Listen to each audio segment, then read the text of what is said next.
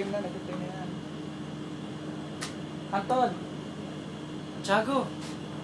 Sabi ko na nga ba hindi ko magpapahuli. Ikaw ba yung bagong lipat dito sa amin? Ako nga pala si Anton. At saka kasama ko na rin yung buong grupo. Baka kailangan mo ng tulong, helping hands. Kami yun. Ba't ka nandito? Alam mo pre, parehas lang tayo ng dahilan. Alam mo parang okay yun si Angge, no? Mukhang masaya kasama.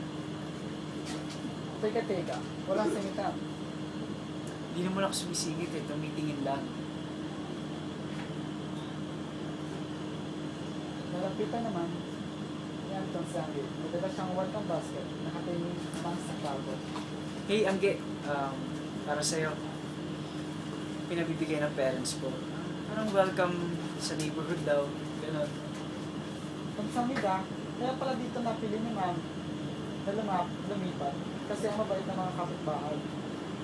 Sabi ko naman sa'yo eh, kapag kailangan mo ng kasama or kapag wala kang ginagawa, may free time ka, sama ka lang sa amin. Diba? Para maipagkulala din kita sa mga neighborhood natin dito para hindi naman awkward kapag lumalabas ka. If you want, mamaya, pupunta nga pala yung buong barkada sa country club. Baka gusto mong sumama kung may free time ka, join ka sa amin. Pare, akala ko titingin ka lang. Kaya pa kitang nakapansin na, pinupormahan mo ba si Angge? Wow! Chill ka lang. Wala akong ginagawa. Nag-aaya lang. Don't tell me, nagsiselos ka kaagad. Hindi, naniniguro lang. Alam mo kung hindi kita kilala, Tiago, iisipin ko na nang babakot ka. Kayo ba ni Angge? Hindi, pero Eh, yun naman pala eh. marami pa rin tao sa housewarming party. Lapit ng lapit si Anton ni Angge. Nakadikit din sa kanila si Tiago. Our family runs the restaurant in the country club. We serve really good Wagyu steak there. If you want, dadaling kita doon so you can try it. Sige, puntahan namin ang restaurant niyo. Ikakwento ko kay Mami B.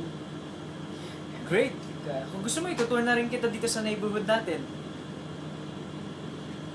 Halos si Angge, lalapitan ni Anton si Tiago. Kitang Erika ito. Girlfriend mo ba yun, pre? Grabe ka makabakod eh. Pare, walang talunan. Ako ang nauna. Hindi mo girlfriend, no? So wala akong tinatalo. Angas mo ano? Suntukan na. Call! Sige, ano? Distansya na. Kitang inis na inis ang dalawa sa isa't Ang isa. yabang mo, pre ah. Oops, teka, mga opa.